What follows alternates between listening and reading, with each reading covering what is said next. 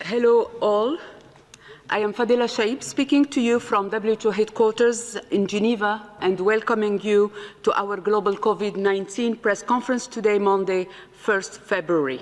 Today's press conference will include special guests who are joining to discuss the launch of a new campaign by FIFA and WHO in support of COVID-19 vaccines, treatment and diagnostics. Dr. Tedros will introduce our special guest shortly. We have simultaneous interpretation in 6 UN official languages plus Portuguese and Hindi. Let me introduce to you the WHO participant. In the room is President Dr. Tedros, WHO Director General, Dr. Mike Ryan, Executive Director, Health Emergencies, Dr. Maria von Kerkhoff, Technical Lead on COVID-19, Dr. Maria Angela Simao, Assistant Director General, Access to Medicines and Health Products, Dr. Soumya Swaminathan, our Chief Scientist, Dr. Bruce Aylward, Special Advisor to DG and Lead on ACT Accelerator, Dr. Kate O'Brien, Director, Immunization, Biologicals and Vaccine, and Dr. Samira Asma, Assistant Director General for Data, Analytics and Delivery. Welcome all. Now, without further delay, I would like to hand over to Dr. Tedros for his opening remarks and to introduce our guest. Dr. Tedros, you have the floor. Thank you, Fadila. Shukran. Good morning, good afternoon, and good evening. For the third week in a row, the number of new cases of COVID-19 reported globally fell last week. There are still many countries with increasing numbers of cases, but at the global level, this is encouraging news. It shows this virus can be controlled, even with the new variants in circulation.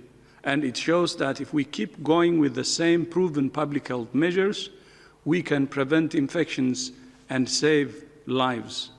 However, we have been here before. Over the past year, there have been moments in almost all countries when cases declined and governments opened up too quickly and individuals let down their guard only for the virus to come roaring back. As vaccines are rolled out, it's vital that all of us continue to take the precautions to keep ourselves and each other safe. Be a role model. It's vital that governments enable people to make the right choices, whether it's making quarantine easier to adhere to or making workplaces safer. Controlling the spread of the virus saves lives now and saves lives later by reducing the chances of more variants emerging. And it helps to ensure vaccines remain effective.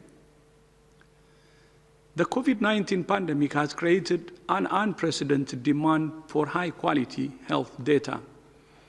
Timely, reliable, and actionable data is essential for governments and health providers to make the best decisions to promote and protect health. The pandemic has pushed even some of the most advanced health information systems around the world to the limit as they try to keep track of COVID-19 on top of other health priorities. Strengthening health information systems is an important part of WHO's work for detecting and responding rapidly to alerts and outbreaks, as well as many other health threats. Today, WHO launched the SCORE Global Report on Health Data Systems and Capacity, which provides a snapshot of the state of health information systems around the world. This is the first report of its kind, covering 133 country health information systems and about 87% of the world's population. It assesses countries according to the 5 aspects of SCORE: survey, count, optimize, review, and enable. The report shows that globally, 4 in 10 deaths remain unregistered. This highlights the urgent need for investments to strengthen health information systems in all countries to support the COVID-19 response and recovery and progress towards universal health coverage and the Sustainable Development Goals. This report doesn't only identify the problem, it also offers solutions. The SCORE package is a set of tools that I call on all countries and partners to use to urgently address the data gaps. We can only make progress if we measure progress. We would like to thank all the countries who contribute to the report and our partners, including Bloomberg Philanthropies, for their support.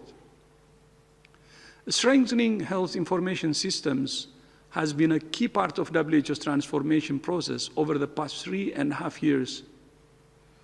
Another key part of that process has been a new approach to partnerships.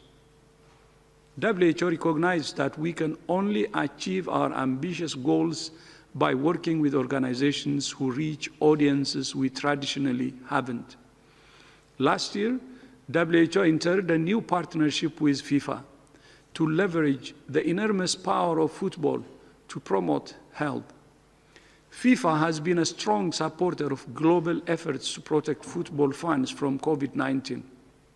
Last year, FIFA contributed $10 million to the COVID-19 Solidarity Response Fund and conducted several campaigns to raise awareness of how to stay safe from the virus, be physically active, and to stop violence against women.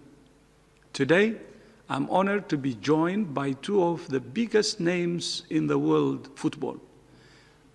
Gianni Infantino, the president of FIFA, my good friend, and Michael Owen, one of the most prolific strikers of the past 20 years, who won the Ballon d'Or for the world's best player in 2001.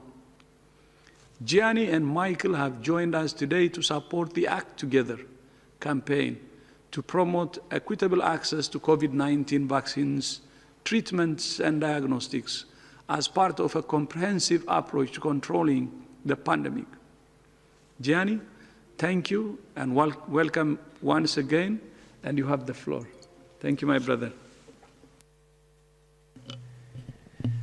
Thank you very much, dear Tedros, my dear friend.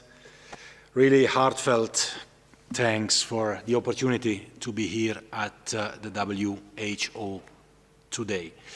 First and foremost, on behalf of FIFA and on behalf of the global football community, I would like to express my condolences for all the victims of the coronavirus across the world, and I extend my deepest sympathies to the families and friends of those who have lost their lives. And of course, our thoughts are also with all those who are suffering or who have suffered in the last year due to this terrible pandemic. Health is, of course, the #1 priority for everybody all over the world. And we feel at FIFA that it is vitally important that we work and that we act together to defeat COVID-19. FIFA is honored to support global efforts to protect people from the coronavirus and to end this pandemic. Fairness and team spirit are key values of our sport. Football's beauty is, of course, that the sport is open to all people, girls and boys, women and men all over the world. And these same key values, fairness and team spirit, are needed for today's great challenge, overcoming COVID-19. If we act together as a team, we can play our part in the fight against coronavirus. And in that way, football is also calling the international community to act together, to ensure that a level playing field exists in relation to access to vaccines, to treatments, to diagnostics tests, and that this is the case all over the globe. And we want to get this message to a global audience through football, using football as a very powerful tool for good. FIFA is proud to use the upcoming platform of the FIFA Club World Cup starting in 3 days from now, and more generally FIFA's global impact to promote the importance of fair access to vaccines, treatments and diagnostics as part of the ACT Accelerator initiative, an incredible initiative. And to remind people watching our games and to remind the global football community of the importance of adhering to vital public health measures. We all know that the coronavirus does not discriminate. And we ask everybody to play their part in eliminating the threat that this disease poses to all our lives by maintaining the key steps to stop transmission and stay safe from the virus, including, of course, physical distancing, wearing masks and hand hygiene. There are many tactics which are needed to win a football game. At the same time, we must take a comprehensive approach to defeating COVID-19. We must do it all and do all it takes. And we must remember that the only way we will all be safe is if we make sure that everyone is safe. Equality, equity, team spirit, fairness can make this happen. And with this in mind, I'm also delighted that FIFA can once more count on the support of a true football legend to spread this message even in a more powerful way than anyone else can do.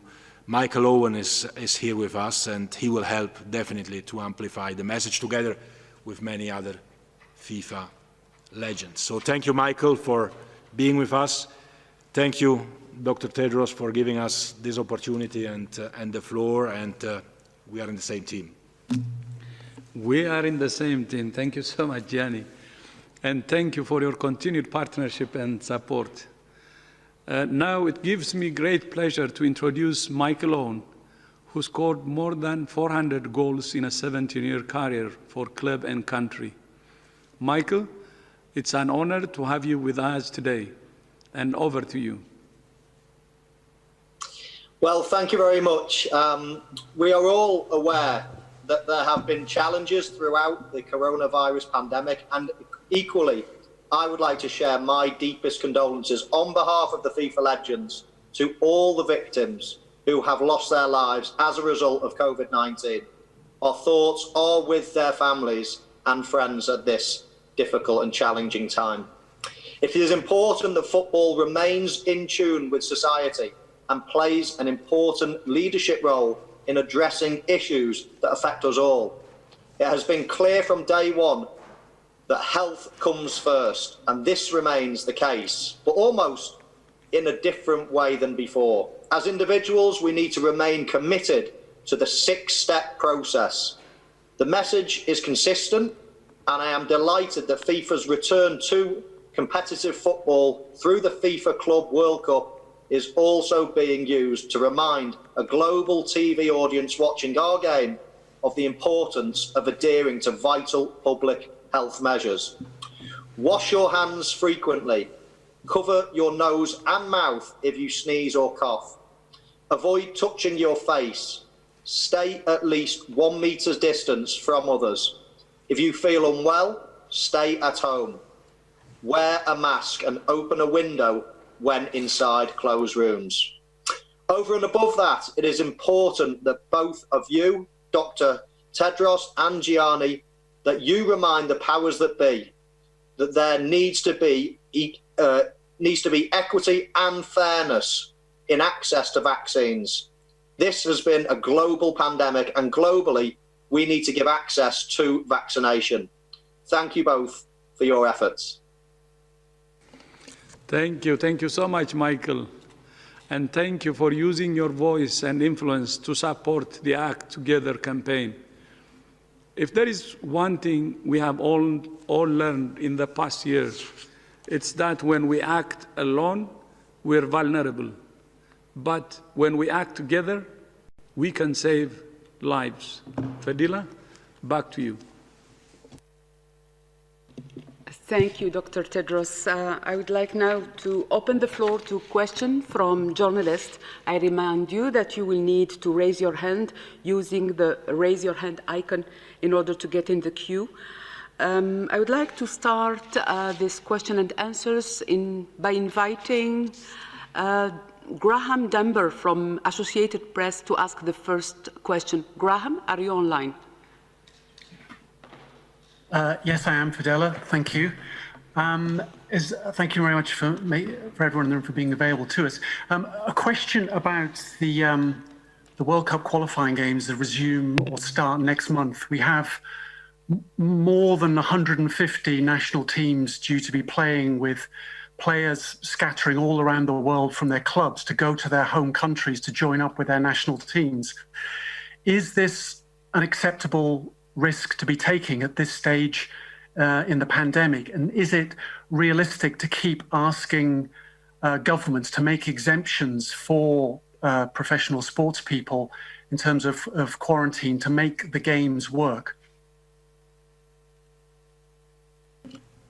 Thank you. President Infantino, please, you have the floor. Thank you. Thank you very much. Well, thanks for the question, which indeed is an important one. We have been developing, together with the World Health Organization, already in the course of last year, so-called back to football protocol.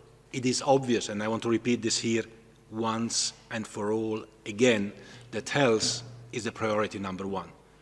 And when we play football, we want to protect the health of all those involved, the players, the coaches, the referees, the officials, the fans, and whatever we do and whatever we will do as well in the next qualifying games for the World Cup or some continental competitions, we will do it by adhering to a clear health protocol which will not put at risk the health of anyone.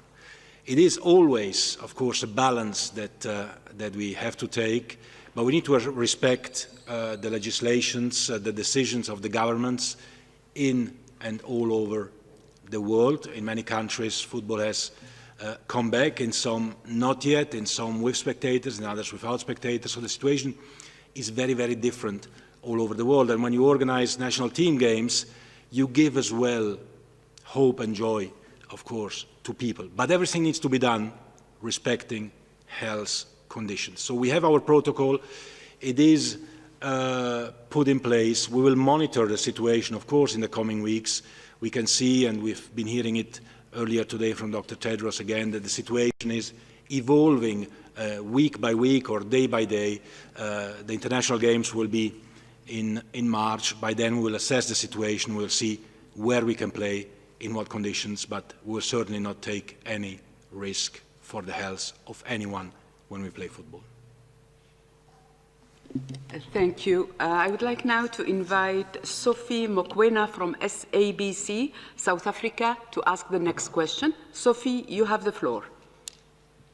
Thank you. My question is directed to the President of FIFA, Gianni Infantino.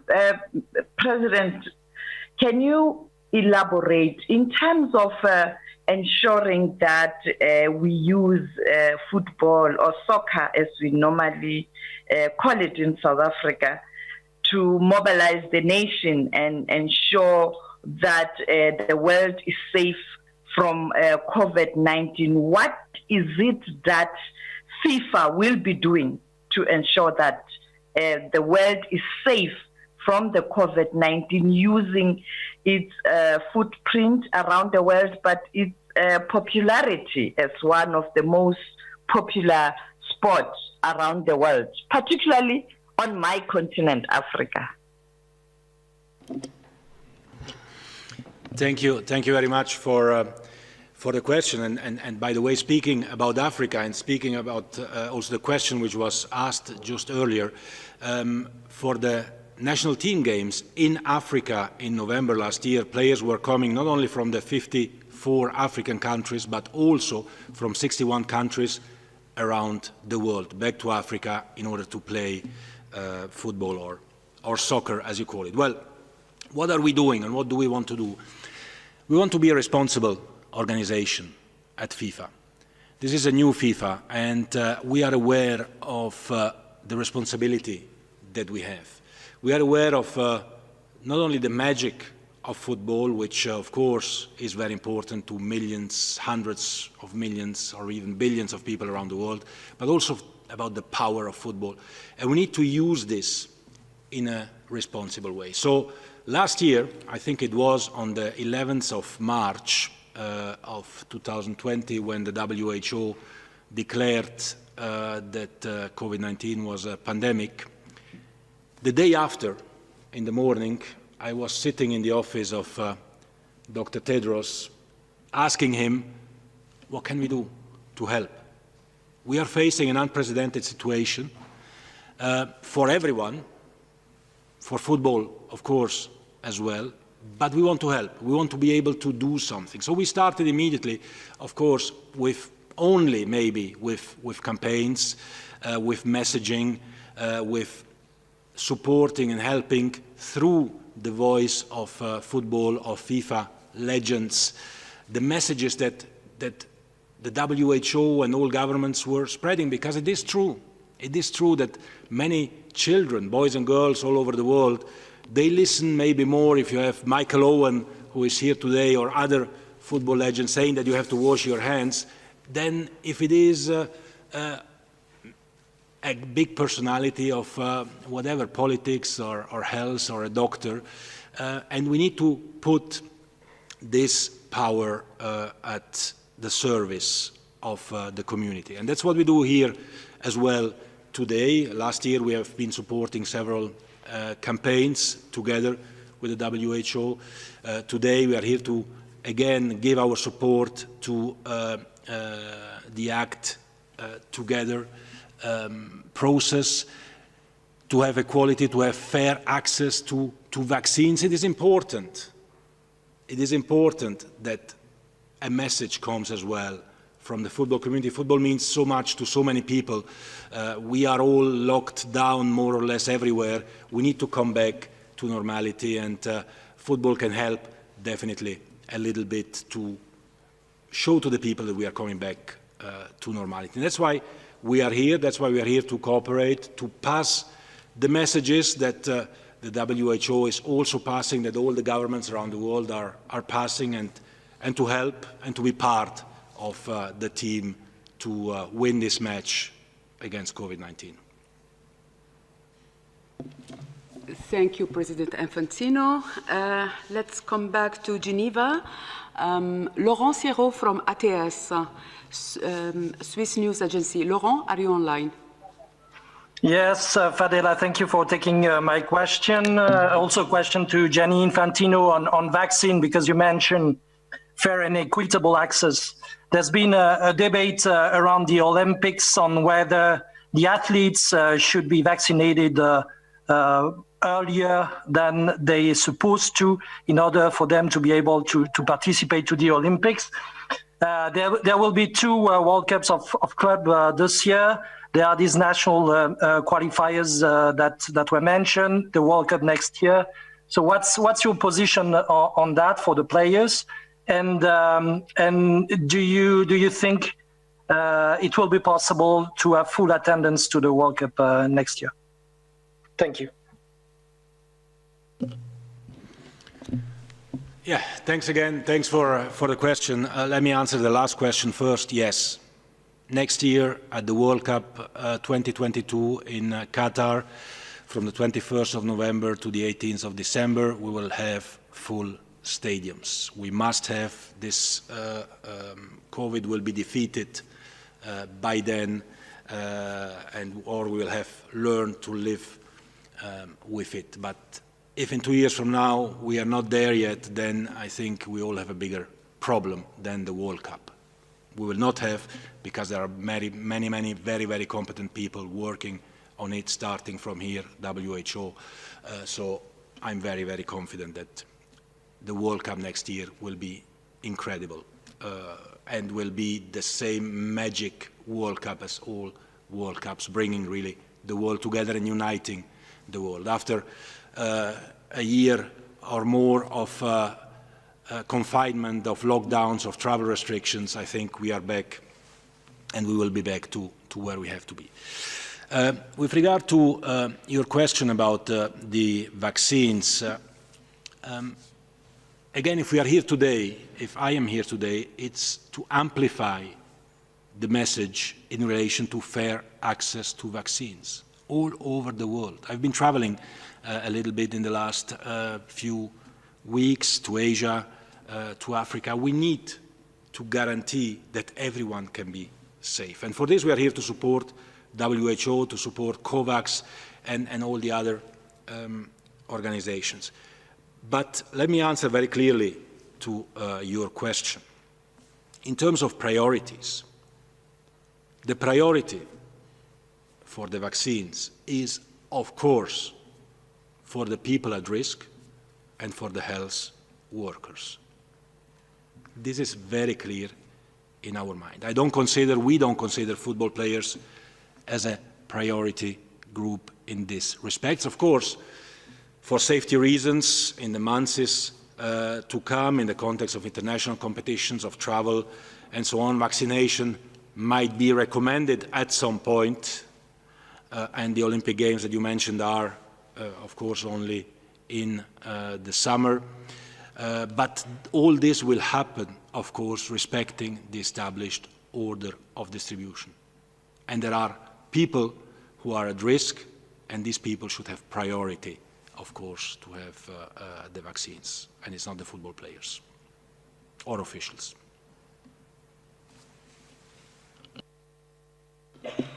Thank you. I would like now to invite Khalid Nahar, I believe a reporter from German Sports TV channel, to ask the next question.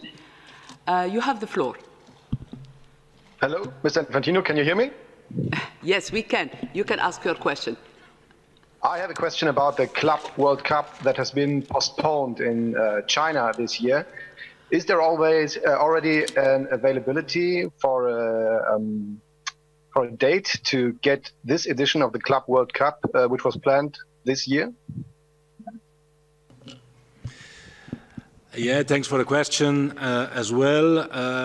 Well, since you are from Germany, you know that we are starting the new Club World Cup together with Bayern Munich being the European participant in 3 days from now in Qatar. Of course, it's not yet the big Club World Cup that should have taken place in the summer of 2021, this summer in China. We needed, and we did so, of course, very quickly, to make space for the postponed European Championship and for the postponed Copa America, who will take place this summer. So we have not yet fixed a new date for the new version of the Club World Cup. What we know is that the current version, with the reduced version with the champion of each continent, takes place next week or this week in Doha, and then at the end of the year in December 2021 in Japan, and then we are looking at next year or the year after to see when the new Club World Cup will take place, and this will be again an amazing competition, again bringing people together from all over the world. Thank you. I would like now to give the floor to Stéphanie Nibehe from Reuters. Stéphanie, you have the floor. Thanks very much. Thanks very much. Can you hear me? Sorry. Yes, go ahead, Stéphanie. We can hear you perfectly. Thank you. I wondered if Dr. Tedros might give us an update of his assessment of the mission in Wuhan so far in terms of access to sites and quality of information or research received from Chinese colleagues there, and whether you still expect them to visit the Institute of Virology. I also note that Secretary of State Blinken today said earlier today that China is, quote, falling short in allowing access. Do you share that assessment or have any comment, please? Thank you. Thank you, Stephanie. Dr. Ryan will take this question, or Maria van Kerkhoff. Maria will start. Thank you, Fadela. So thank you for the question, Stephanie. So the team is on the ground, as you know, and there is quite a media coverage following them around. So you've seen some of the visits that they have made.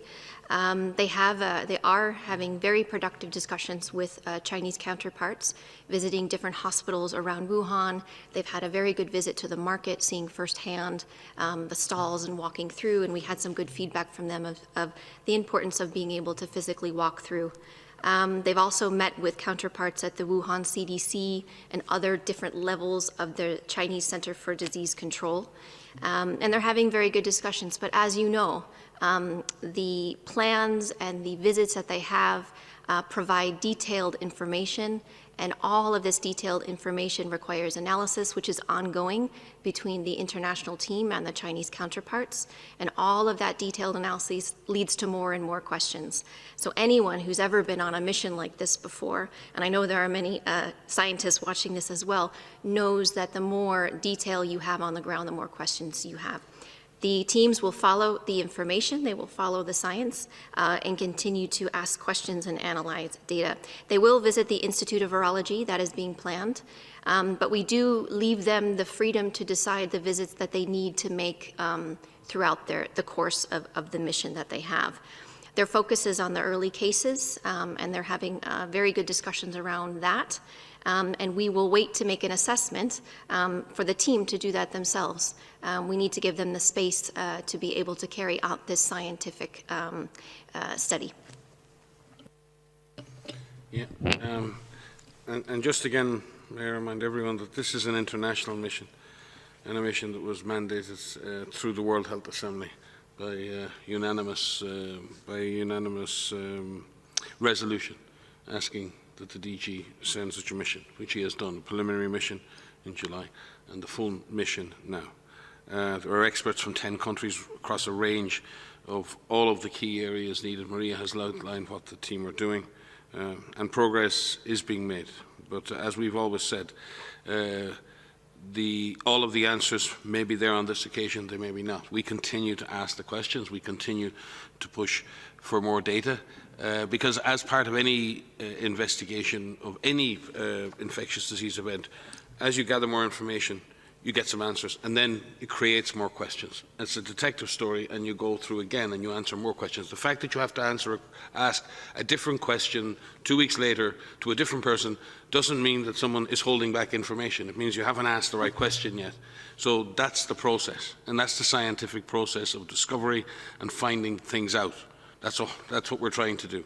Push back the window so we can see the origin of this virus, which is important for everyone. The other thing I would say, many people externally are making references to the fact that they won't accept the report when it comes out, or the report is already not the report they will accept, or that there's other intelligence available that may show different findings. I would ask, right now, as I sit here, no other country has provided any documentary intelligence or other information to WHO. We are out there looking for it. We are in the field with experts from 10 countries looking to find the answers. If you have the answers, if you think you have some answers, please let us know. We've had this here before, at this very press conference.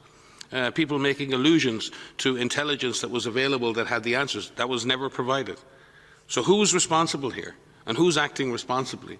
To say that you won't accept a report before it's even written, to say that you have intelligence that is not being provided. I think we need to recognise that at the moment, the international community has a team, not WHO, the international community under the World Health Assembly of 194 countries has a team in the field that Dr. Tedros has put in the field. It deserves the support of the international community, and it deserves to be able to finish its work. Not that all the answers can be found this time, but it's certainly, for me, time for people who say and think they have information to start providing it. Thank you. Now I would like to invite Bianca Rothier from O Globo to ask the next question. Bianca, you have the floor. Sorry, boss. Hi, Fadela. Can you hear me? Very well. Go ahead, please. Thanks a lot. Good afternoon, everyone. So my question is about Brazil, because the Ministry of Health said that COVAX would send 10 to 14 million doses of the Oxford vaccine to Brazil from February. But at the same time, PAHO said COVAX would deliver 35 million doses to 36 Caribbean and Latin American countries from mid-February. So it would mean that Brazil would get at least a third of doses from the region. I think there is, let's say, a confusion with these figures. Could you please clarify? Do you have the plan for Brazil? What can Brazil expect from COVAX in terms of doses and distribution dates? Thanks a lot. Thank you, Bianca. I think we will start with Dr. Aylward. Bruce, you have the floor. Thank you so much, Bianca. And as we mentioned last week, the COVAX facility now is getting a better sight line on the timing for the the emergency use listing of the products that it has in its portfolio. And the key ones are going to be the AstraZeneca products that are going to come out in hopefully be available from February. So what Bianca is referring to, just so everyone is aware, is over the weekend, the COVAX facility has looked at the available volumes, and then it's calculated for all of the participants in the COVAX facility, all 190 countries, what are what they call indicative allocations. So how much of that product should be available to those countries starting from late February and then running into March and right through the first half of the year. Now, Bianca, I wish I could give you the exact numbers, but as there were 190 letters that went out yesterday, I'm afraid I can't remember exactly what's being allocated to which. And for clarification on that, I think the information's just gone out to the countries over the last day. They need a couple of days to reconcile that.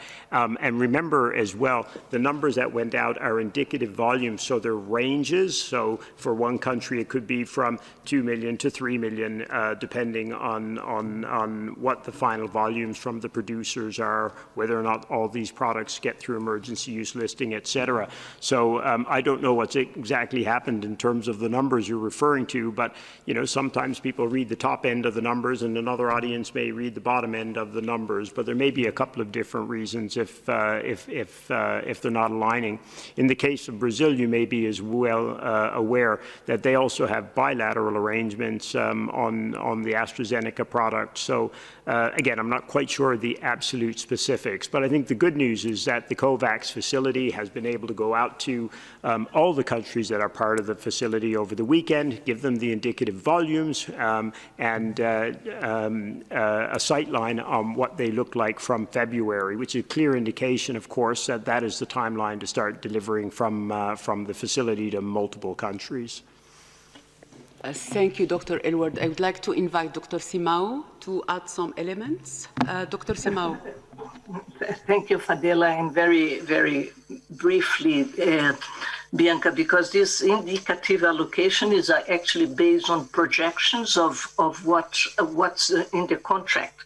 But it also takes into account, we will have to take into account the regulatory aspects. These vaccines will also need to be approved for emergency use listing in the countries, or emergency use authorization in the countries.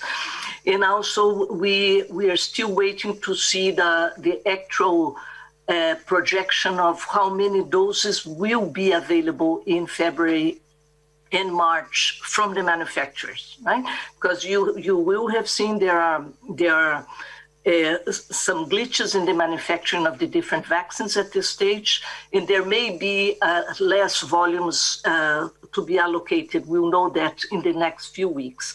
But like Bruce said, this is an indicative allocation. There's a range, and we put it out so that countries know it will be coming, right? But the volumes have still to be addressed. The number of doses will still need to be taken into account according to the supply when the time is ready. Thank you. Thank you, Dr. Simao. Dr. O'Brien, you have the floor. Yes, I'd just like to make one other point. For self-financing countries in the facility, countries also informed the facility what fraction of the population they wanted to cover, and not all countries elected to cover 20%. Some of them went lower, some of them went higher. So the indicative allocations for any one country also represent, if they were a self-financing country, what their desire was that they communicated to the facility at the time when they committed to the facility. So I think it's just important that when any comparisons are being made across countries, there are a number of features that go into these indicative allocations. Thank you. Thank you, Dr. O'Brien. I would like now to invite Tamara from Georgia to ask the next question. Tamara, you have the floor.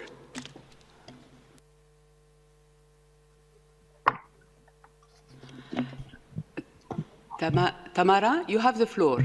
Can you please unmute yourself?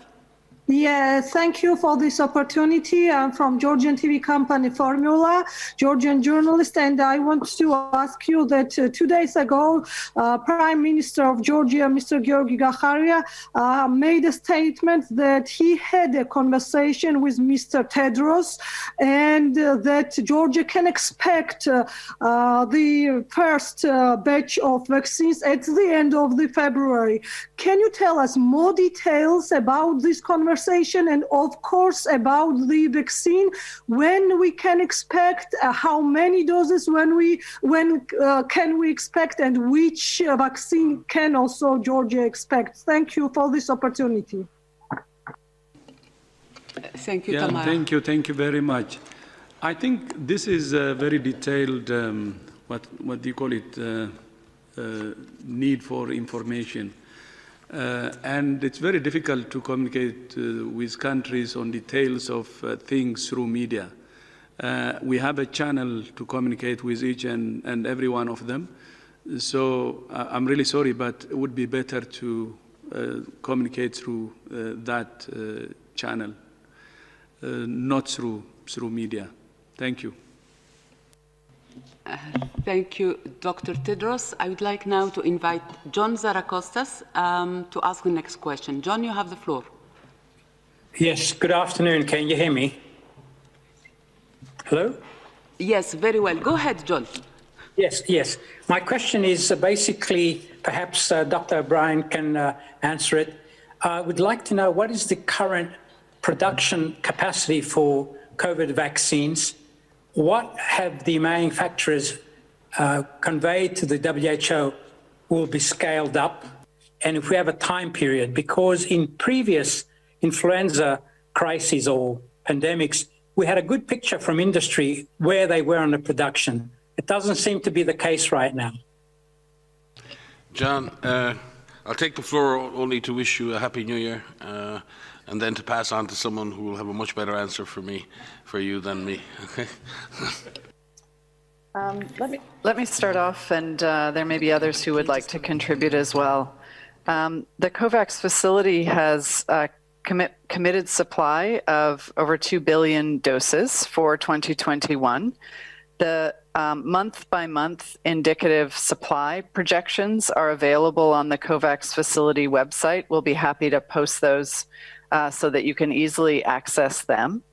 They are based on, not just for the COVAX facility, but frankly, the supply projections for all countries are based on projections from manufacturers about what their expectations are for yields of the vaccines and for the timeline of those yields and being able to produce the vaccines.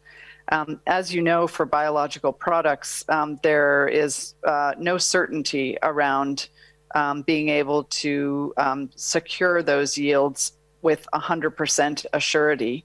And we are hearing about challenges that manufacturers are having on their production. So again, we have to emphasize that those month-by-month projections for the vaccines that have secured contracts are what they are. They are projections. and we are all in the place where we hope that those production expectations are met. In addition to the over 2 billion doses, there are also first right of refusal options on another billion doses in the COVAX facility for products that have not yet completed their clinical efficacy trials that are supported by for research and development, and therefore, as part of the contracts for support of that R&D, have the right of first refusal for the COVAX facility. And then thirdly, there are negotiations that are ongoing with additional manufacturers by the COVAX facility to secure additional doses. So I think, I hope that gives you a sight line for where you can find the month-by-month information and what that information actually means. And I'll turn that over to anybody else who might want to contribute. Thank you, Dr. O'Brien. Dr. Aylward? No, I was just going to say hi, John. It's Bruce here. Yeah, the simplest thing, guys, there's a fantastic resource on the web. Simplest thing is just Google COVAX forecast supply or supply forecast, and then you can go in and click on it, and it gives a great breakdown. Like, I just thought it'd make it a little easier for people to find it. What it shows is by quarter what the projections for that 2.2 billion doses look like, and then it also provides you breakdown in terms of regions, WHO regions, and AU view, a view by product. So it's quite a nice document that Gavi have posted. But the best part of the document is what's on the right-hand side of each page, because on each page it has caveats and it explains what the challenges are around the licensing of those products, the yields, etc. So I think Gavi and the facility have done a great job trying to give people as much visibility as possible on the pipeline, and will continue to do so as they go forward. So that can be found there, but with the caveats on the right-hand side are what are so important, right? We're dealing with a biologic process here. All the manufacturers are working flat out to try and optimize their volumes, but at the end of the day, there are challenges as you move from developing clinical trial lots that you use for your trials to the commercial scale production. And often you run into problems with yields and other aspects that just mean your volumes end up being lower, as we've seen to the disappointment of many recently, but that's part of the challenge. Everyone's working very hard to get as much product as possible out there, but there will be setbacks and bumps along the road as we go.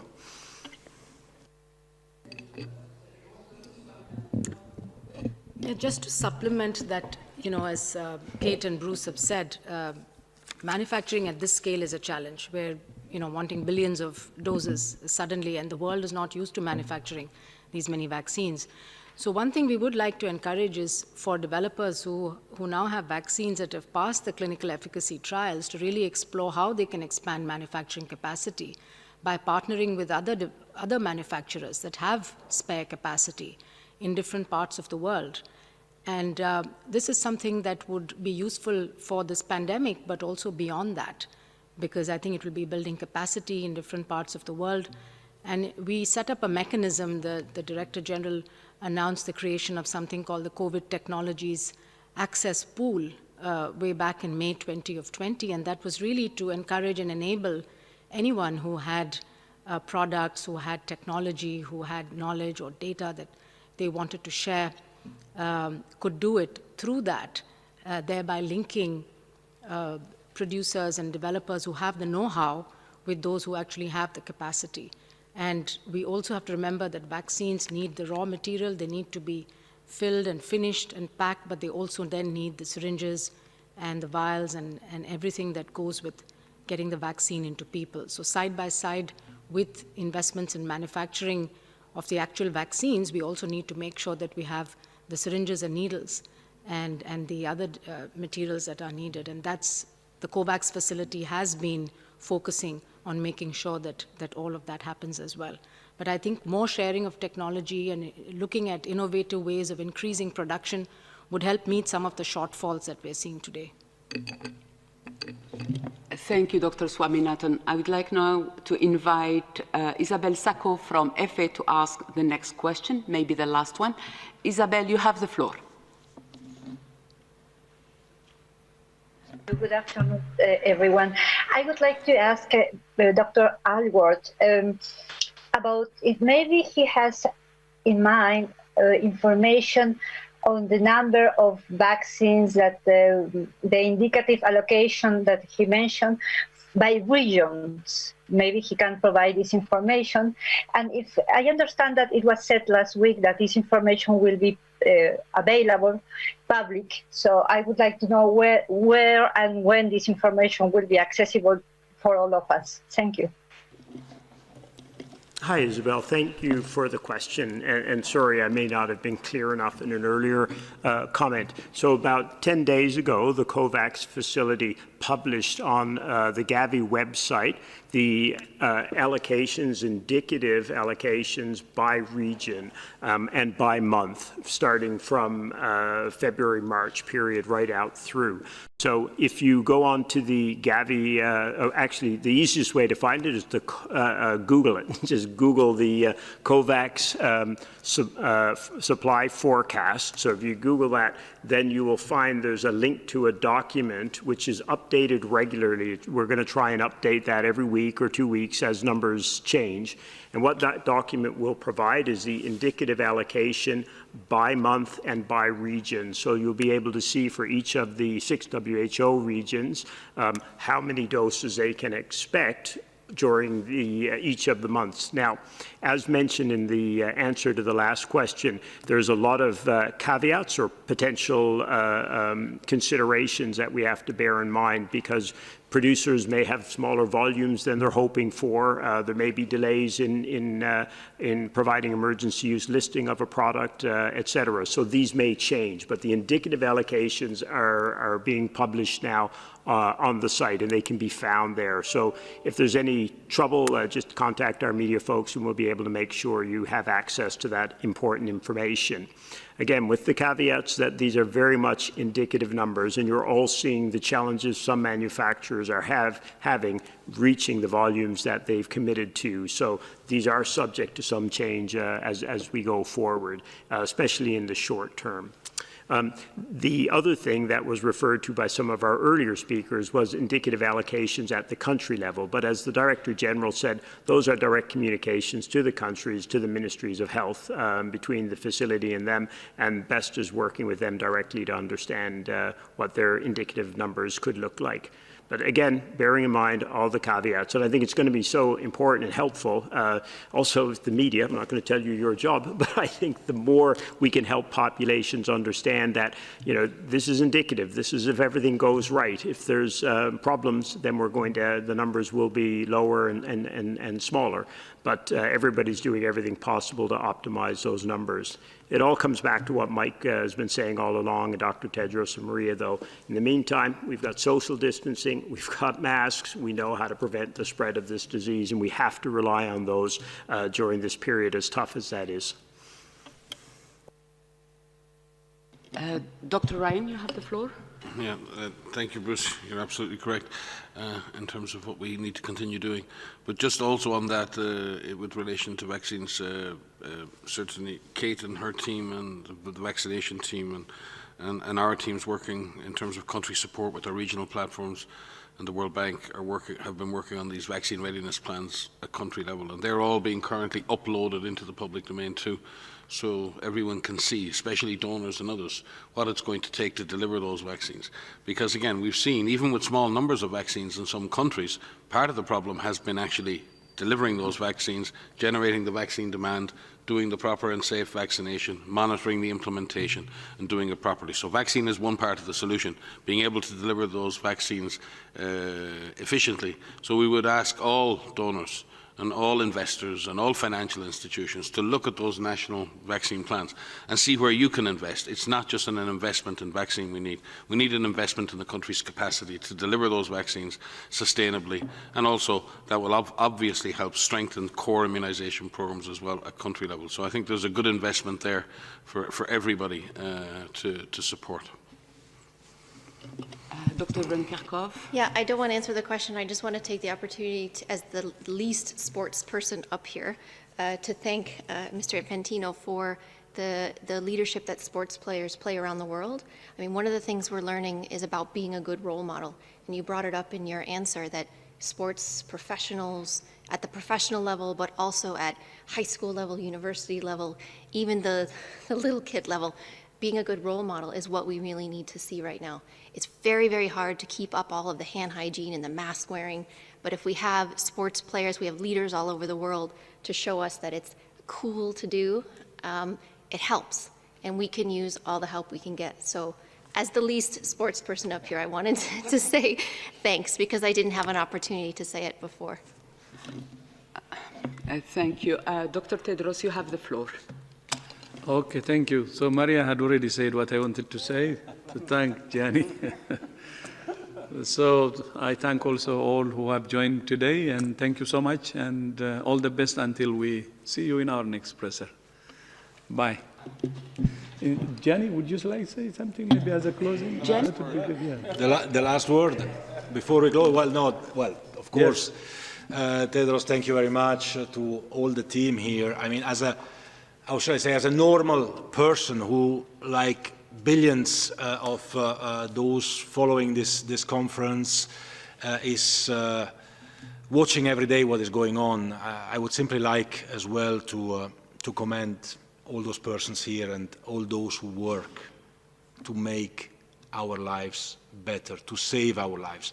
We want to play a little part in that, but what these ladies and gentlemen here are doing, the medical staff are doing, this is just incredible. We cannot underline it enough. And when I hear, and let me just say that as well, when I hear, you know, sometimes criticisms here and there, some were mentioned even today, I can just appeal everyone. This is an unprecedented situation. We have to work together. We all make mistakes, everyone makes mistakes, but we have to work all together. When I hear that vaccines have been developed in less than 1 year, I mean, this is incredible. This would not have happened without the great work of many people. We have to recognize that. Now, today I heard that there are around 2.2 billion vaccines, right, available. It's not enough.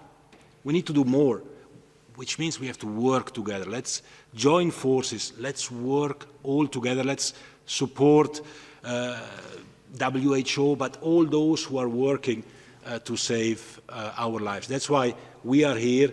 That's why many players, football players, legends, sports persons, famous or not famous, are embracing this challenge and this fight all together, because united will overcome this, and for me this is the most important message. Let's continue and let's win this match. Thank you very much. Thank you very much. Thank you, President. Just reminding journalists that you will receive the DG speech and the audio file of this press conference just after that press conference, and the transcript will be available on the WHO website tomorrow. Thank you all for your participation, and see you next time.